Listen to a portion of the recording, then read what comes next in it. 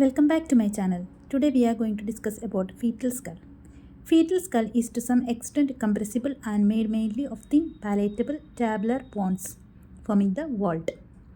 Areas of skull. The skull is arbitrarily divided into several zones of obstetrical importance. These areas are face, base and vault. This image of fetal skull is showing different regions and landmarks of obstetrical significance. Let us go through that. Landmarks of fetal skull: mentum, glabella, sinciput, anterior fontanella or bregma, vertex, posterior fontanella, occiput, occipital protuberance, suboccipital region. Bones of vault: 2 frontal bones, 2 parietal bones, 1 occipital bone, left and right temporal bones. Next, see the sutures: frontal suture, coronal suture, sagittal suture, lambdoidal suture. There are 2 types of fontanellas: anterior fontanella and posterior fontanella. Anterior fontanella is by joining of the 4 sutures in the midplane, and it is having the transverse and anteroposterior diameter approximately 3 cm. Posterior fontanella is formed by the junction of 3 sutures and the triangular in shape, and it measures about 1.2 into 1.2 cm. Diameter of fetal skull: suboccipitobregmatic, from the suboccipital region to the mid portion of the bregma, that is 9.5 cm.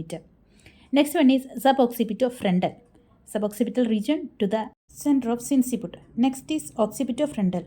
It extends from the occipital eminence to the root of the nose, that is glabella. Next is mentovertical, from the mentum to the highest point of the sagittal suture, that is the mentovertical diameter. Next is submentovertical diameter. It extends from the junction of the floor of the mouth to the neck and the highest point of the sagittal suture. Next is submentobregmatic. It extends from the junction of the floor of the mouth to the neck of the center of the bregma. Next, see the transverse diameters of the fetal skull. The transverse diameters which are concerned in the mechanism of labors are 4 types. First one is biparietal diameter. It extends between 2 parietal eminences. Super subparietal diameter.